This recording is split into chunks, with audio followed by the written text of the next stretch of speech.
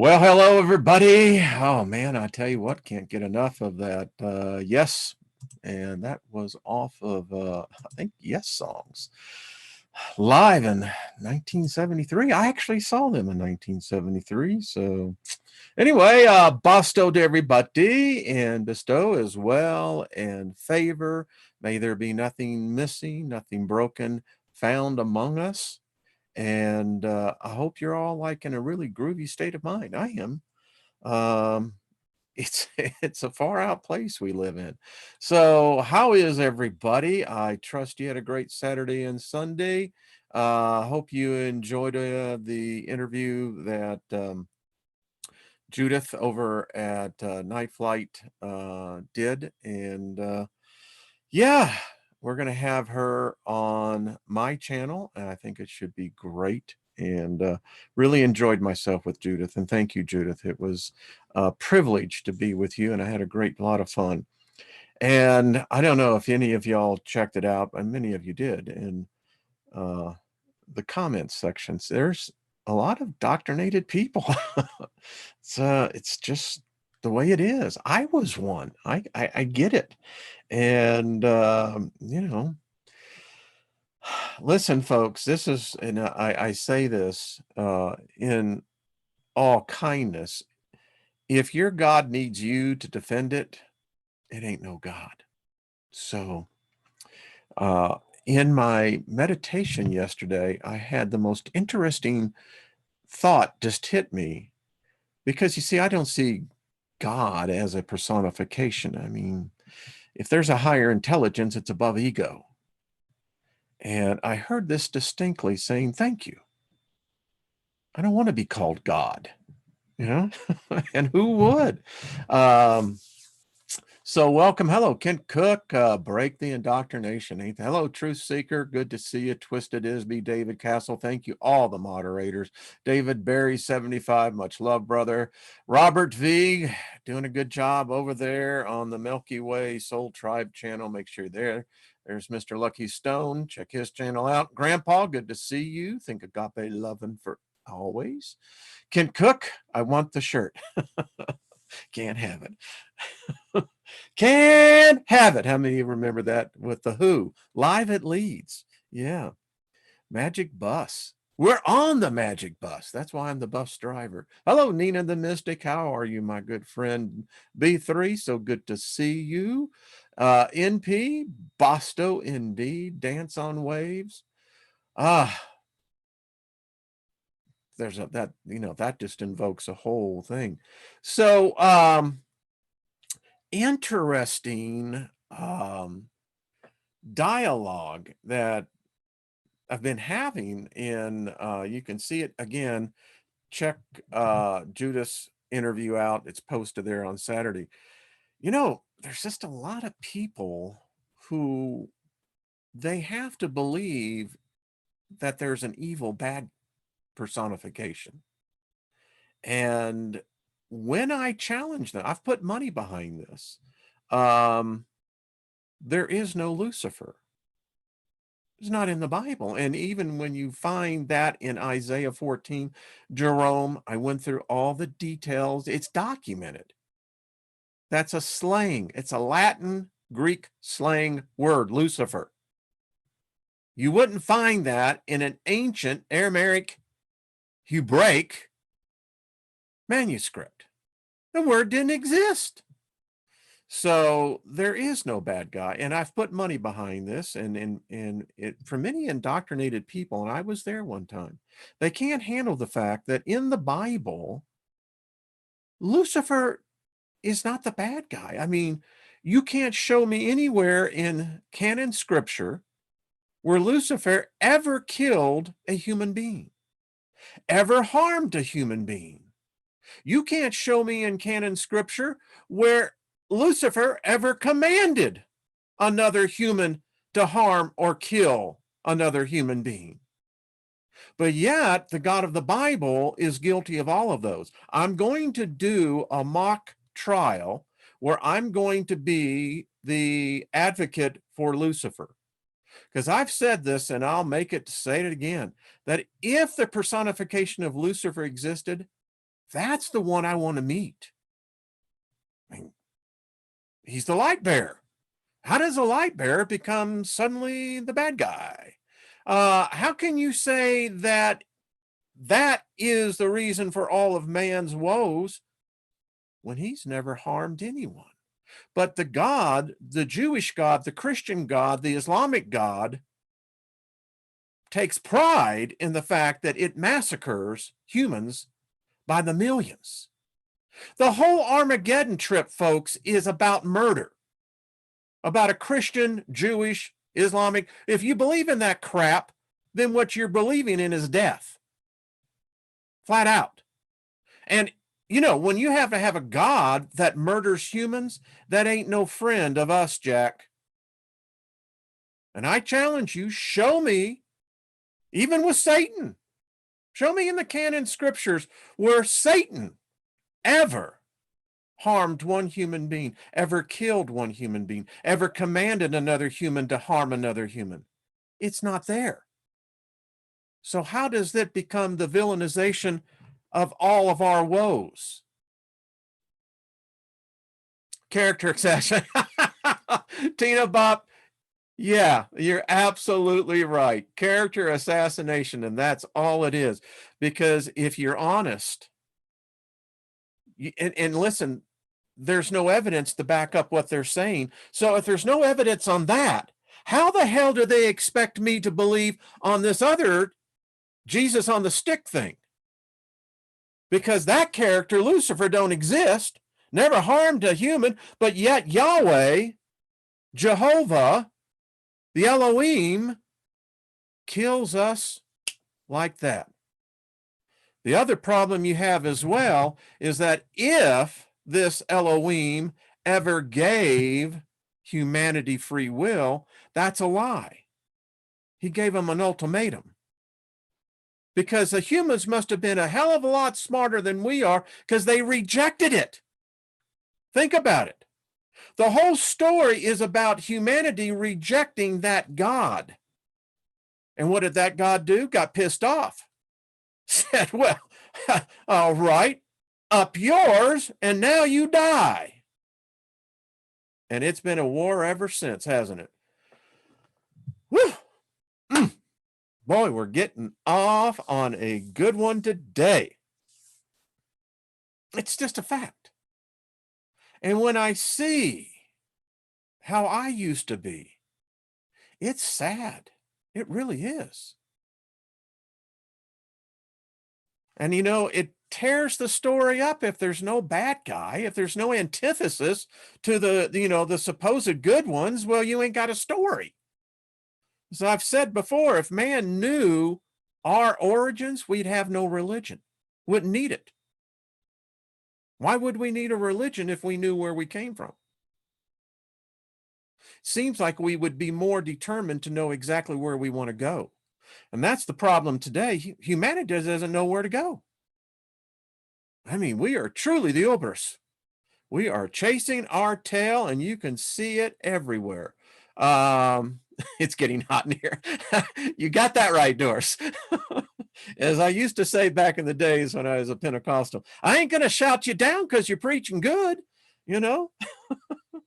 But it's a fact. The devil don't exist, folks. Lucifer, Satan, it's all a construct. Lucifer never harmed a human, ever. You know, it's like, oh, well, gee, Steiger, now you just took all the whole thing out. I mean, what do we got to argue about? That's just the point. We don't have anything to argue about. We should be unified. Deadly King. Well, if Jesus existed, what he was saying is that humanity is a dumbass. You know, I'll just be very candid with you. And humanity is a dumbass species. We got assitis. And no matter how much cream we put on it, we still got assitis. It's terrible, I'm telling you. So I want to share, I wrote this to Robert V, the word, and then it hit me, Robert, when I sent you that email. This is a word we really need to think about. Tenacity.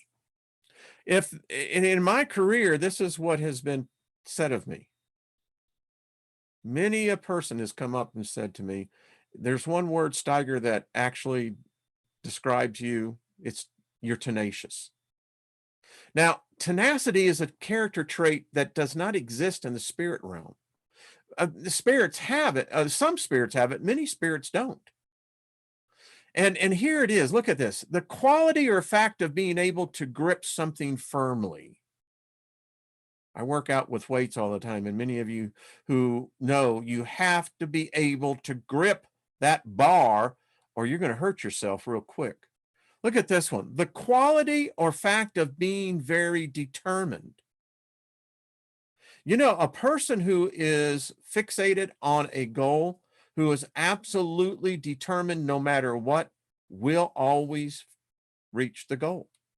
Finally, look at this one. The quality or fact of continuing to exist. Persistence. Now think about this and apply that to a spiritual component. Do you have tenacity? When you pass over to the other side, will other spirits be able to see that character trait, or do character traits follow over to the other side? But I find it more interesting is the fact of continuing to exist. I don't know. Maybe we all are, in a sense, tenacious for even being here. And if you make it to what they call the older age of life, well, you truly are going to get a trophy because they'll tell you the same thing they're going to tell me. You're like a junkyard bulldog, Steiger. You won't let go of the damn bone. No, it's mine. Anyway, think about that. Had a thought. Had it last week and then saw this again this week. Was out yesterday early morning. Can I ask you, when you see a shoe in the middle of the road, ever ask yourself, what was the person doing that where they would have lost a shoe in the middle of a road? I mean, seriously. And you know, if it wasn't for the fact that if I hadn't just saw one, but yesterday saw 3 shoes by themselves, just one. Isn't it odd you can call a pair one? I thought pair was 2. No. But again, the shoe. What state of mind are you that you simply are walking along and you lose your shoe? Then you can say, well, maybe it blew out of the car. Well, okay. How many people have shoes in their car? I mean, I guess a lot of people. But you'd have to have a hell of a wind current to pick up a shoe in the back of a car. Now, maybe they all drive pickup trucks. But even then, most of the time you don't have enough updraft to pick up a shoe. Just asking. Talked about this before. Supposedly we're guilty of eating of the tree of knowledge of good and evil. Well, here's what they thought. We're dumbasses because anyone that would hear that story would go, then we should be freaking all geniuses. I mean, we should be having a freaking IQ of 1 million. We ate of the tree. What? Is this one bite? Is that the idea here?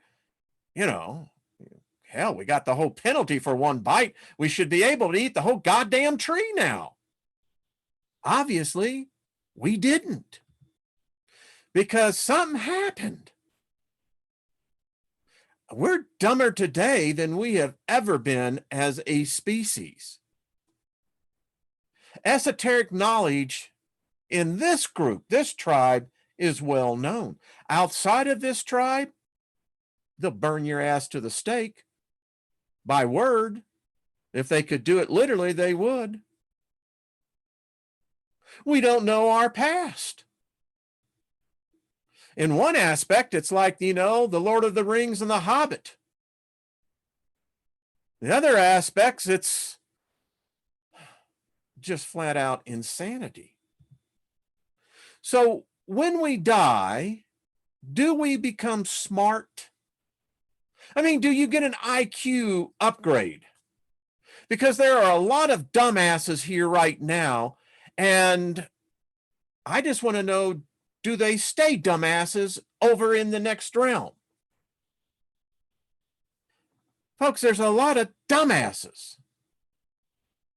It's my term. I'm going to get a shirt because we are truly dumb asses. I had to point this out to a Christian troll, and it's always the Christians. I don't know why. It's never the Buddhists. They're kind. Never the Hindus. They're understanding. They get it that, well, you're a Westerner and you guys are still trying to figure it out. Even the Muslims, kind. Christians, nasty, nasty, nasty. And, when you think about it, how dumbass are you have to be to accept the fact that you're a damn slave? I mean, if you believe the Bible, that's what it is in Genesis 2:5. There was no man to plow the ground. We've talked about this. You got to be a dumbass. Who would sit there and go, hey, Bill, that's like, let's get into that whole plowing thing. Man, I love the idea. I'm going to tell you what, we're going to make you the ox and I'm going to plow behind you. How's that? Yeah, I don't think so. So, yes, Red did say that, dumbass, and he was right on the 70s shows. Red knew. I mean, we're dumbasses. Look outside in what they call the normal, real world. Are you freaking kidding me? That is normalcy? No, no, no, no, no. I'll stay right here in my alternate reality, understanding that that is a program designed to inflict a virus, a mind virus, to make others angry, divided. Well, you got to take a side. No, I don't. You see, that's free will. Free will is not limited to bucket 1 or bucket 2. Free will says, I don't even have to look at the freaking bucket. I don't want your bucket. So take your bucket and get the bucket out of here. You know what I'm saying?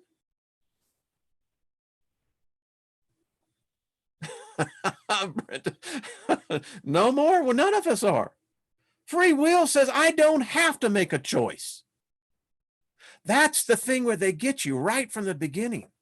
Because if you buy into this trap, this dualism crap, well, you've got to make a decision. No, I don't. If I truly have free will, I don't have to choose any of your damn buckets. If I'm going to have a bucket, I'm going to make the bucket.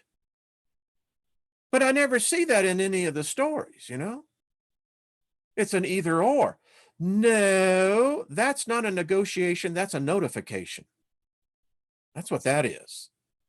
Again, part of the God spell, the mind trap. Because if you don't buy it, no religion on earth has any claim to you. None.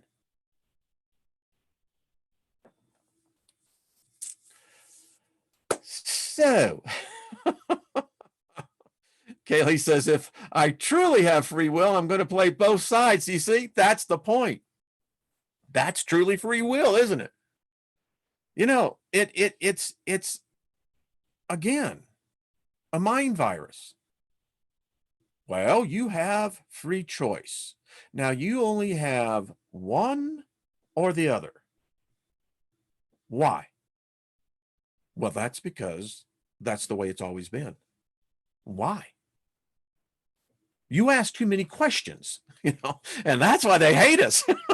Like, oh man, here they come again. Those that they always ask the questions. And you know what? We ain't got no answers.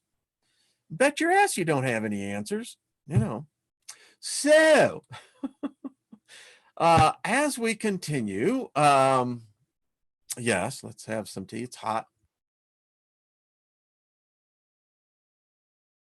I thought it would be fun for us to spend, there is no spoon.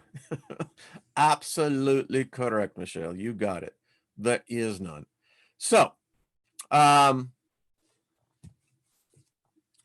every one of you should have this. I have it in digital, the PDF. This is a great book. It's mind expanding. It tells of a story of creation that is not like the story everyone has been indoctrinated with, the Abrahamic version. This is the bronze book, the Colburn Bible. That's what it's called. And remember, Bible just as a synonym for document. That's all it is. It's amazing. So I tell people, well, this is in the Bible. And I said, oh, the document? No, it's the Bible. No, it's the document. Isn't that what we're reading? Documents? Oh, you son of a bitch. I've had more than one of them tell me that and just walk off in a huff.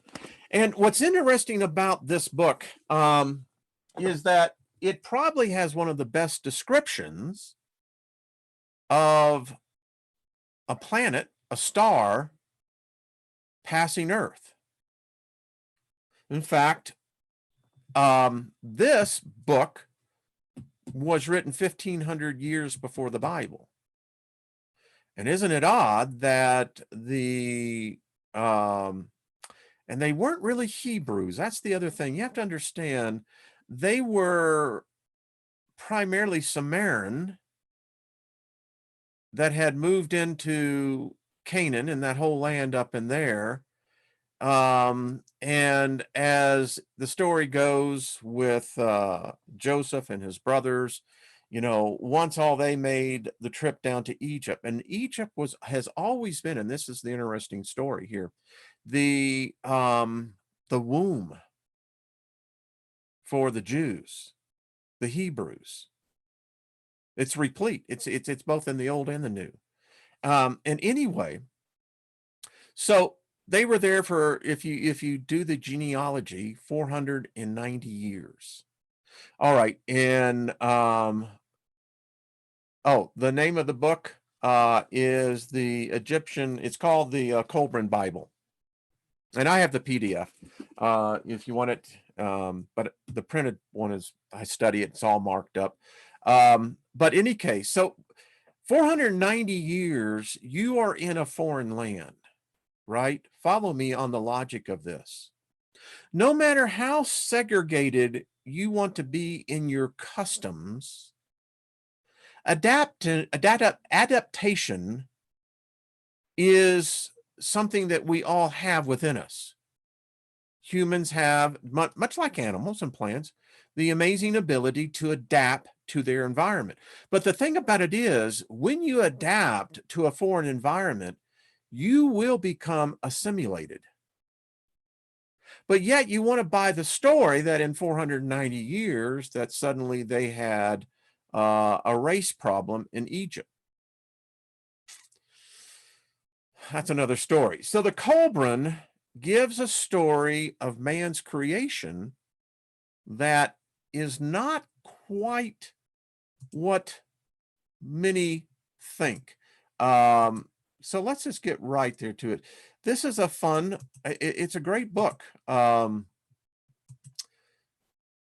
see, we'll get to the story.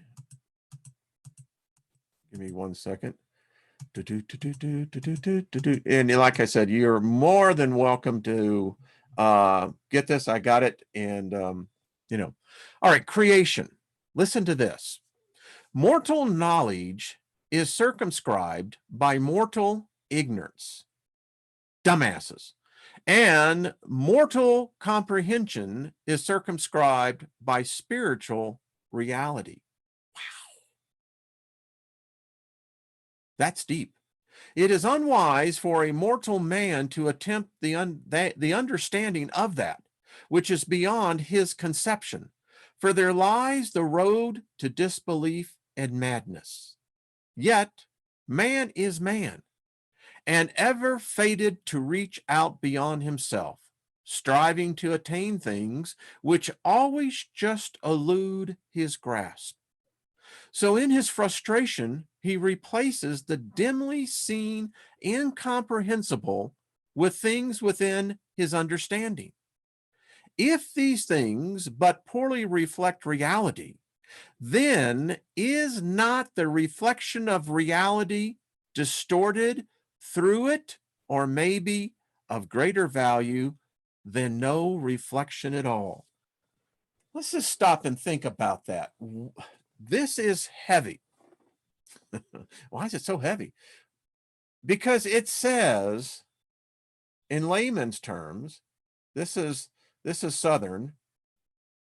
Y'all ain't got no idea about what the hell y'all are talking about. You don't know what the hell is beyond there. And so anything that you begin to imagine or make up is still going to be wrong. That's what that means. We continue. There are no true beginnings on earth, for here all is effect, the ultimate cause being everywhere. For who among men can say which came first, the seed or the plant? Yet in truth, it is neither. For something neither seed nor plant preceded both, and that thing was also preceded by something else. Always there are ancestors back to the beginning, and back beyond that, there is only God. This, then, is how these things were told in the great book of the Sons of Fire. Before the beginning, there was only one consciousness, that of the Eternal One, whose nature cannot be expressed in words. It was the one soul spirit, the self-generator, which cannot diminish, the unknown, unknowable, one brooding solitarily in profound, pregnant silence. The name which is uttered cannot be that of this great being who, remaining nameless, is the beginning and the end, beyond time, beyond the reach of mortals, and we in our simplicity call it God.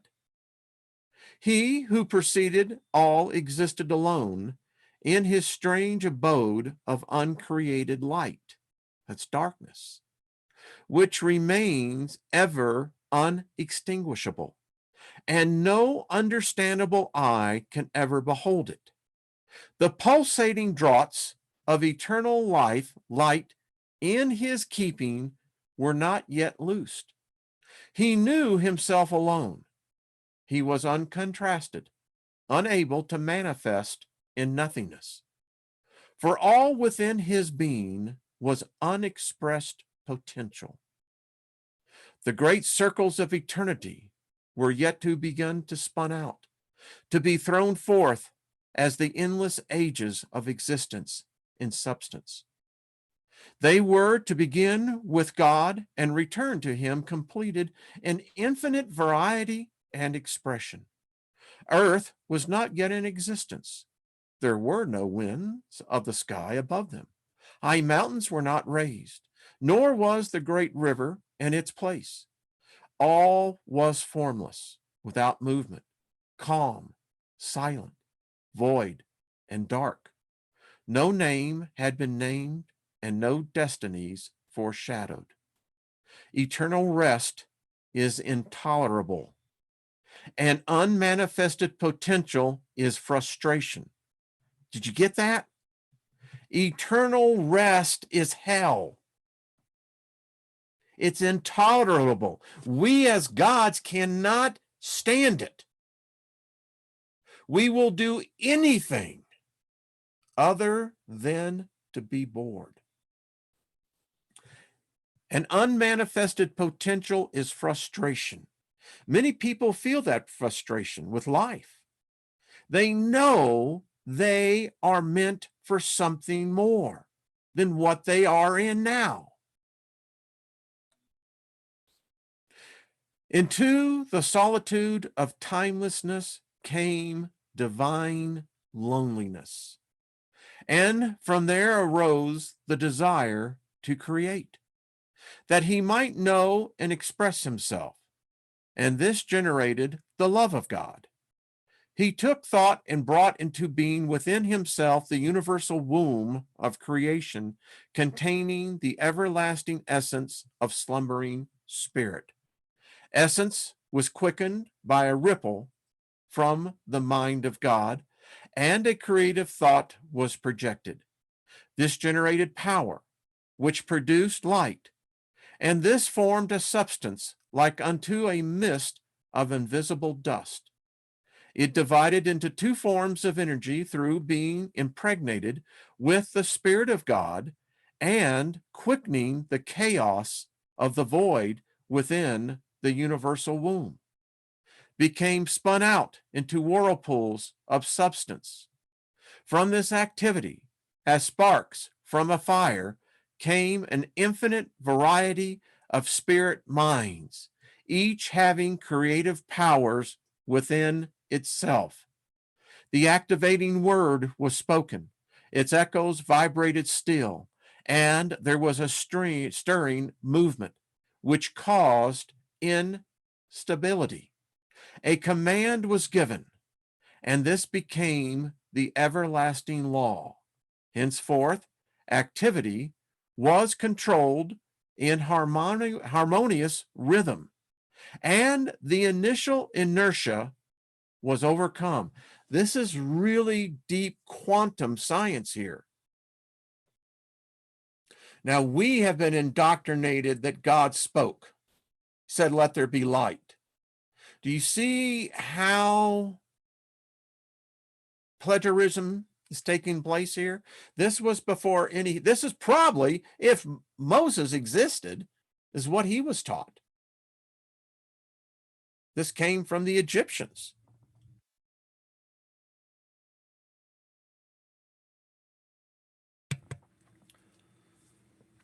The law divided the materializing chaos from God and then established the boundaries of eternal spheres. Time no longer slept on the bosom of God, for now there was change, where before all had been unchanging, and change is time.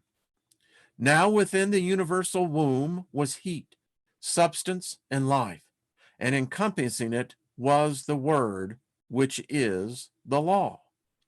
The command was given, let the smallest of things form the greatest, and that which lives but a flash form everlastingness. Wow, we could spend a whole evening around the campfire on this one, folks. Whether we're passing the bottle or whatever. Let the smallest of things form the greatest. Yeah, I know. We talked about that last week in detail, didn't we? And that which lives, but a flash form everlastingness. You see, right there alone, that tells me again, it's validation just from a different source. Spirit doesn't die. Thus, the universe came into being as a condensation of God's thought, and as it did so, it obscured him from all enclosed within his solidifying creation. See, you can't have a personification with a creature like this. possible? Henceforth, God was hidden, for he has always remained dimly reflected in his creation. And the word is dimly. No one ever gets a good look. He became veiled from all that came forth from him. Weird. Creation does not explain itself. Under the law, it cannot do so. Its secrets have to be unraveled by the created. That's where tenacity comes in, isn't it? All things are by nature finite. They have a beginning, a middle, and an end. An unaccomplishable purpose would be eternal frustration. And therefore, the universe being created purposely, it must have an objective. If it ended without anything else following, then the God existing must slumber indifferent to its activities. But he has made it a living work of greatness, operating under the changeless law. The creating word has been spoken. Now there was another command, and the power going forth smote the sun, so its face was lit, and it shone with a great radiance, pouring warmth and light upon its sister earth. Henceforth, she would live within the protection of her brother's household, rejoicing in his benevolence and strength. The waters upon the bosom of earth were gathered together, and dry land appeared. When the conveying of water was rolled back, the body of earth was unstable, damp, and yielding. The face of the sun shone down kindly upon his sister, and the dry land of her body became very hard. Humidity and dampness were taken away. He gave her a garment of fleece and a veil of fine linen, that she might clothe her body with modesty. From the great womb had sprung the spirit of life, and it was rampant in the heavens. It gazed upon earth and saw her fairness. It was filled with desire and came out of the heavenly spaces to possess her. It came not peacefully as a lover, but tempestuously as a ravager. Its breath howled along her corridors and raged among her mountaintops. But it did not discover the dwelling place of her spirit. She had withdrawn as a woman withdraws before force, for modesty must not be outraged in submission. Yet she desired its embrace, for among all the radiant company, she was honored. The sun saw her perplexity, and he wrestled with the spirit of life and overcame it. When it was subdued and the primal struggle had ceased, it was delivered by the sun to his sister. It was chastened and quickened, and in silence brooded over earth's waters. She was stirred in response. Mud eggs of life potential were formed in swamps, and at the meeting places of the land and two waters. The sun gave quickening heat, and life crawled forth upon the bosom of earth.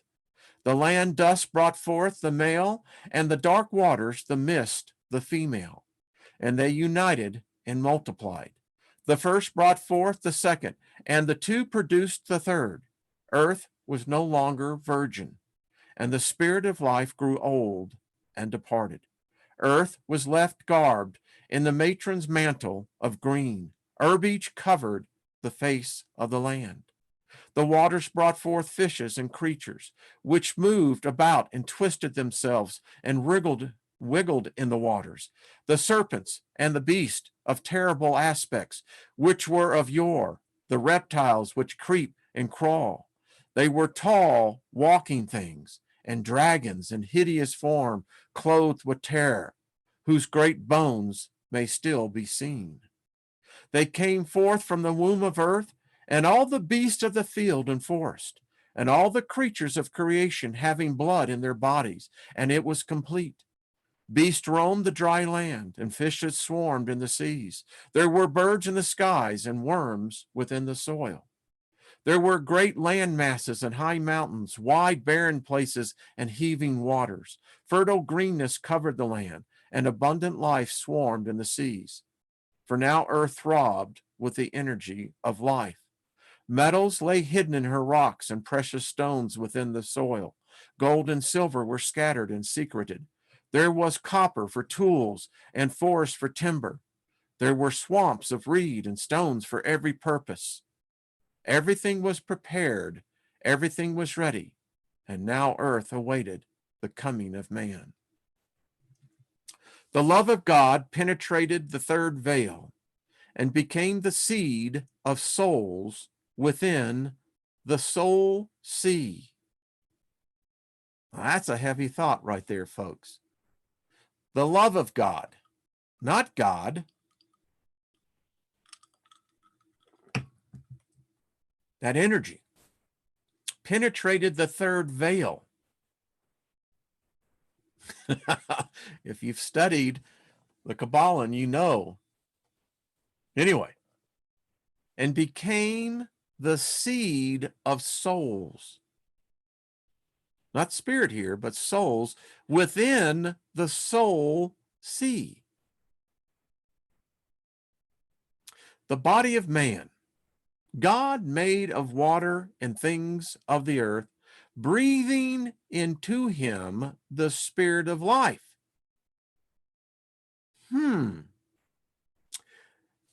The key difference here is that this is the spirit of life, whereas in Genesis 2, 7 through 9, the Elohim, it said he breathed into man and man became a living soul. So you could almost say we're seeing two different aspects of what we are. Are we souls that have now a living spirit?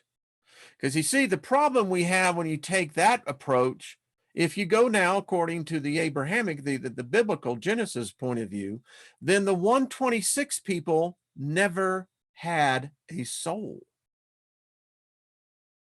That God never breathed into them. And they were both made male and female at the same time. Oh, and that makes a problem because the woman never had the breath of life blown into her, just the man. Gets complicated, doesn't it? I continue. That he might live. But man, when young, lived only to eat and drink and to fornicate. We are partiers. I mean, sapiens know how to party. That's all I got to say. Now, I don't know if this was sapiens. I'm assuming. See, that's the problem with the whole story. We don't know who Jack is. Anyway, so we love to party and love to have sex. For being conscious only of the earth, he knew only earthly things and earthly ways. Well, duh. What the hell do you expect? Man. Now the Spirit of God moved over the face of the earth, but was not of the earth. Well, then that would make it alien. It held all things and was in all things, but on earth could not be apart from anything. Without substance, it was awake, but entering substance, it slept. Holy crapola. Let's look at that again. Now the Spirit of God moved over the face of the earth, comma. New thought. But was not of the earth. Well, that certainly opens the passageway, doesn't it? It held all things and was in all things. This sounds like the creator, the infinite being. No Elohim, no Lord, none of that. Get this, but on earth could not be apart from anything. So it's not of earth, but yet it can't be apart from anything that is of earth. Get this, without substance. Now, I've told you many times in Hebrews 11:1, it's the best definition, amplified version, by the way, of what faith is. Now faith is the evidence of things hoped for, the things hoped for, substance. Without substance. Now faith is the substance of things, the evidence of things not seen. This substance is the key. This is what my magic is all about. It focuses in on this substance. I've known this 50 plus years of my life. Substance. Some call it ether, some call it matter. But look at this. Without substance, God is awake, but entering substance, God sleeps, or the Spirit of God. Consider that which was told by the servants of Eban of the heaven man. The heaven man, gets interesting, who once wandered the earth. Does this not sound like the Liber Lilith? Is this not what Lilith said as well? That ain't no Bible, but this is another version of the beginning. Who once wandered the earth. He had no earthly substance and could not grasp its fruit, for he had no hands. He was spirit. Total spirit. He could not drink its waters, for he had no mouth. Nor could he feel the cool winds upon his skin. They tell how the ape tribe, Solok, led by heaven man, perished by flames before the valley of Lod, only one she-ape reaching the cave of heights above. Asteroid, comet. It's an interesting story going on. When heaven man was reborn of the she-ape in the cavern of woe. Now this is odd because if you study the pseudo-apocrypha, the book of Adam and Eve, where did they go? The cave of destinies, right? Could he taste the fruits of the earth and drink of her waters and feel the coolness of her winds? Did he not find good life? It is not all of a tale of a courtyard. Man, created from earthly substance alone, could not know things not of earth, nor could spirit alone subdue him. Had man not been created, who would have known God's wisdom and power? As the spirit fills the body of man, so does God fill his creation.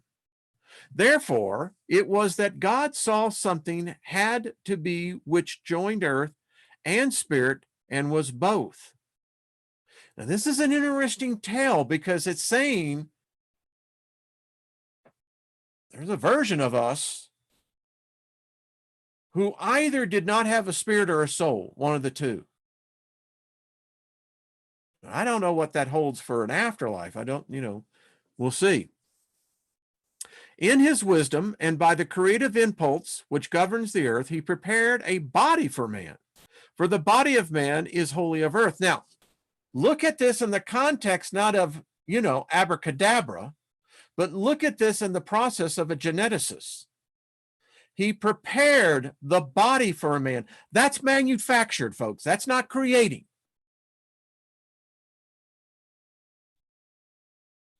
Behold, the great day came when the Spirit, which is God, was joined with the beast, which is earth.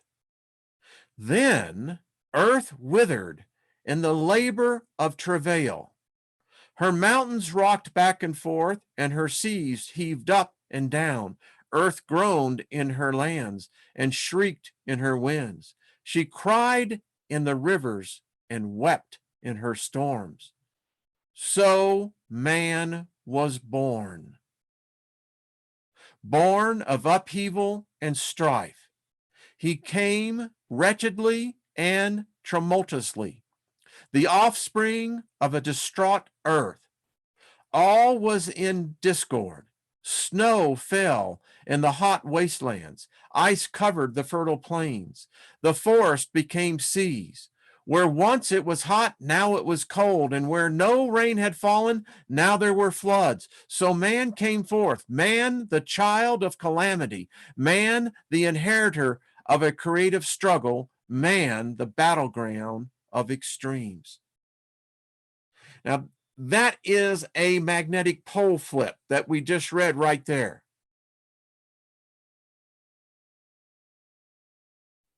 What's interesting about this, earth gave birth to man, not some Hebraic, Sumerian, Enki. I mean, no. They can't take credit for this. Earth. But look at what we were born of. And you look at man today, and this is what man is. We will always struggle. It is who and what we are. It is our substance. Interesting. Earth nurtured man with cautious affection, weaning him in the recesses of her body.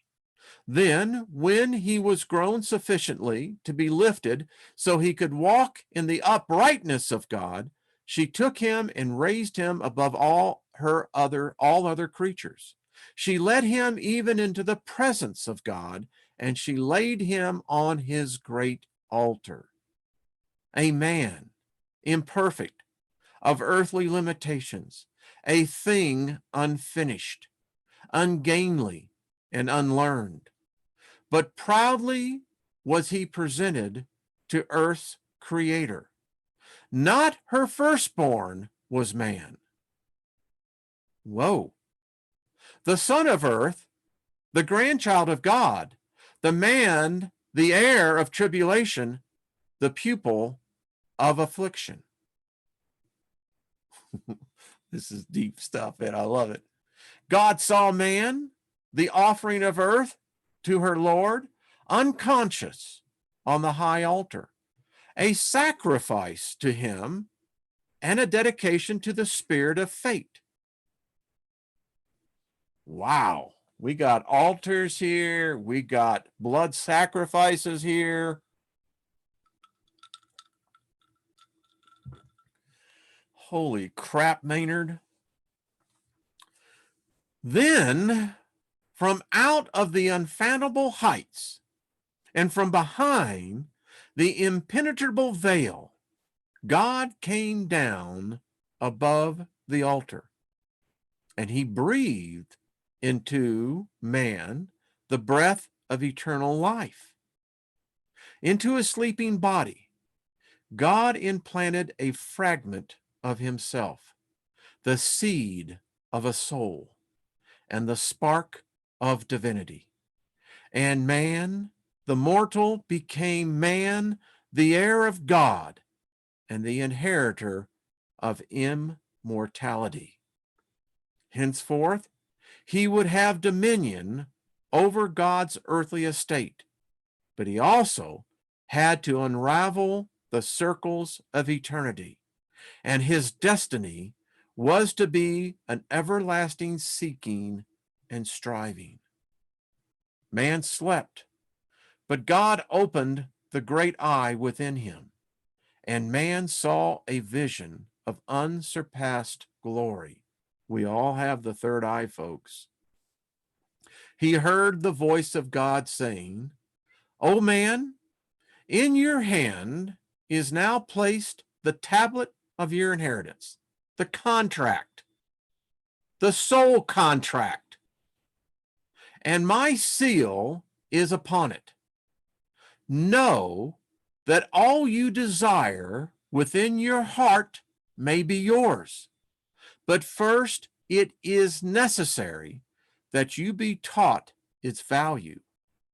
If you're given something with no cost associated to it, it becomes meaningless to you. Behold, the earth is filled with things of usefulness. They are prepared to your hand for a purpose. But the task is upon you to seek them out and learn their use. This is the tuition for management of your inheritance. The bill always comes due, children. What we know to be good, seek for, and it shall be found. What you know to be good, seek for, and it shall be found. You may plumb the seas and pluck the stars. You may live in everlasting glory and savor eternal delights. Above and below and all about, there is nothing beyond your reach. All, with one exception, is yours to attain. Then God laid his hand upon man, saying, the laying on of hands, now you are even as I, except you sleep there enclosed in matter in the kingdom of illusion, while I dwell here in the freedom of reality and truth. It is not for me to come down to you, but for you to reach out to me. Our unborn friends, whatever your circumstances of life, you are the children of the past and heirs of those who have lived and died. We trust you have no cause to reproach those who once held stewardship over your estate.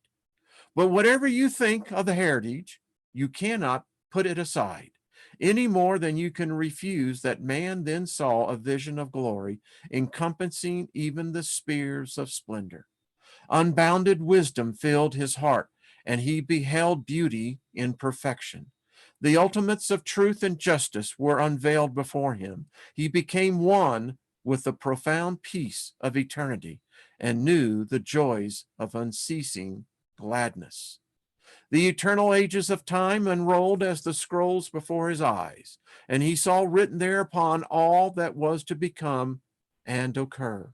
The great vaults of heaven were opened up to him, and he saw the everlasting fires and the unconsumable powers that strove therein. He felt within himself the stirring of inexpressible love. The ultimate designs of grandeur filled his thoughts. His spirit ranged unhampered through all the spheres of existence. He was then even as God himself, and he knew the secret of the seven spheres within three spheres. Then God lifted his hand from man, and man was alone. The great vision departed, and he awoke. Only a dim, elusive recollection, no more than a shadow of a dream, remained. But deep within the sleeping soul, there was a spark of remembrance, and it generated within a man a restlessness, longing for he knew not what. Henceforth, man was destined to wander discontented, seeking something he felt he knew, but could not see, something which continually eluded him, perpetually goaded him, and forever tantalized him. Deep within himself, man knew something greater than himself was always within him and a part of him, spurring him on to greater deeds, greater thoughts, greater aspirations. It was something out of beyond himself, scarcely realized and never found, something which told him that the radiant scene on the horizon but dimly reflected the hidden glory beyond it. Man awoke. the revelation and vision gone. Only the grim reality of Earth's untamed vastness surrounded him. But when he arose and stepped down into the bosom of his Mother Earth, he was undaunted by the great powers that beset him or by the magnitude of the task ahead. Within his heart, he knew destiny lay beyond the squalor of his environment. He stepped out nobly, gladly accepting the challenge. He is now a new man. He was different.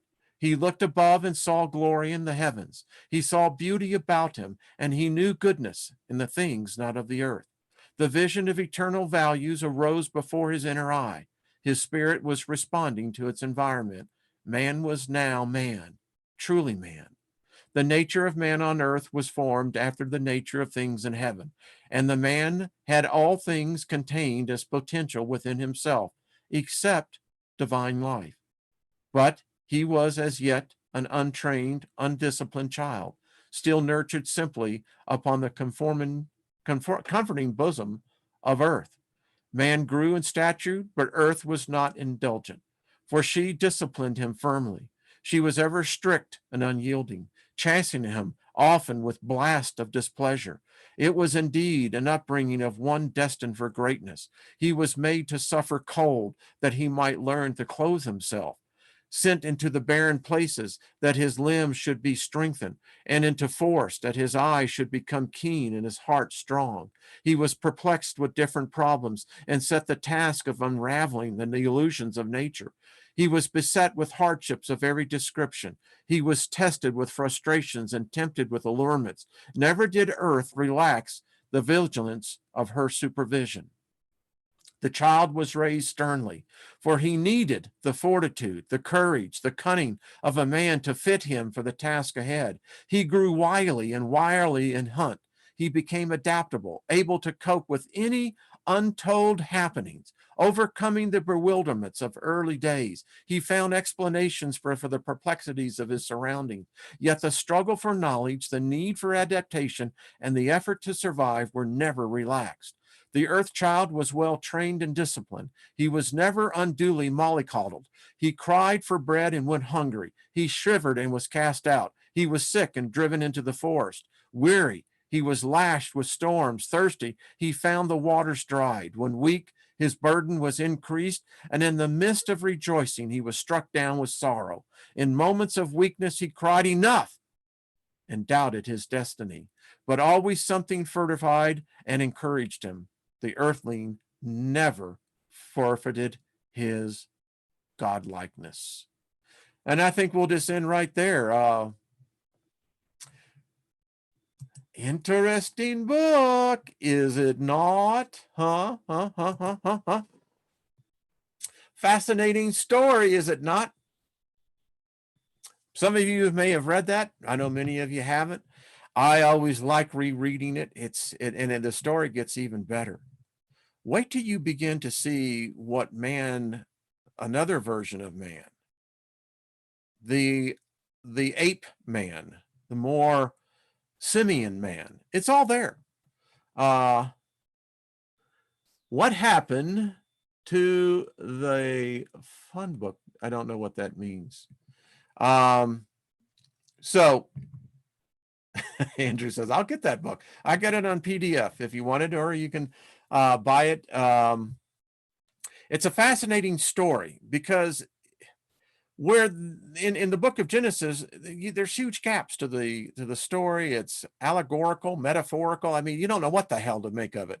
But excuse me, in this story, I mean, I love it. I think it more naturally reflects maybe the existence. Now, again, I don't know when this was. I mean, I don't know. Are we talking a sapien? Are we talking something that we haven't even identified yet? I don't know. I mean, that's where the timelines get really screwed up. So hello there, Jules. How you doing? Hey, Kaz. Hey, Brandy. Juliet, how are you doing, my dear? Good to see you. And Robin, good to see you. And that. So who wrote it and when? Maria wants to know. They don't know. They don't know, literally. Marshall Masters helped put together much of the book itself, but Wait till you read, and we're going to read it again. We're going to read The Crossing. I did the video, but it's holy crapola. Whatever came through the sky, it turned children's hair white. It said adults, their bowels opened up, loosened. They couldn't, it's the old expression, they couldn't hold their shit. Literally. And it was at this time that the Egyptian side of the story, you've always read the Hebrew sanitized version. Well, the Egyptians have a version of what happened. Theirs is not quite as sanitized as some great god, but they did admit that something came through and there was an uprising. And anyway, so an empath must have wrote it. Very true, Maria. It's a fascinating story. It really is. We'll get more into it. And I like it because have we found a devil here? Did we find a serpent here? Did we find a rape story here? Did we find seduction here? No. We didn't find any of this. And this is what I kind of like about it is that it takes away the story. Listen, man was made of earth. Earth is wild. If you're of simply a materialistic mind, the spiritual has no interest to you at all. And that's what kind of the allegory is here. But there was no garden, no story. And as we continue to go down the road here, you see how things developed. And to me, I think it has a lot more foundation. If in fact, I don't have a talking snake that's walking as a bipedal, or some cat in a flying saucer somewhere, come on. I mean, what's up with that? So, all right, I really gone over it, but it was a fun day. I enjoyed it. I hope you did. Tomorrow, a second look with Miss Trina, and we may talk about this and find out a little bit more. But fascinating story. I love alternate creation stories. I mean, who knows? I think it does a person well to read them all. I mean, why not? Huh? Somewhere in there it has to be, elements of truth. That's right. Nina, I think, has a Wednesday show, Nina the Mystic, on Wednesday, and pick a card message. I like those as well. What else? There's a lot of us going on. I'm really going on. You get into this, and it really, for myself, I've read this many times, and as I read it again, I'm coming up and I'm going, how interesting that it was actually has story of Noah's Ark in there as well. Talks about what happened. You can see in my notes, I wrote that said worth reading to others. Why? Well, because it's a fascinating story. And all the other stories that are associated with wherever we came from. Whew. Thank you, Sabrina. Far out. All right. Bosto to everyone. Bisto as well. Y'all are the best. Enjoyed it. Hope you did too. And we'll see you tomorrow.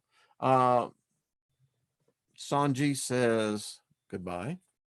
You want to see Sanji lit up, by the way? So let's show you Sanji when he really gets lit up. It's a fascinating thing I've been doing. So if Sanji gets lit, as you can see, he comes alive, folks. Is that not just the coolest thing? This thing has got power to it. It's amazing, the energy in this thing, but I digress. All right, folks, thank you. We'll see you tomorrow. Thank you, David Barry. Thank you, all the moderators. Thank you, all the ones. Thank you, Deep Thoughts. Appreciate it. And Tanja, thank you as well. All right, we'll see y'all tomorrow.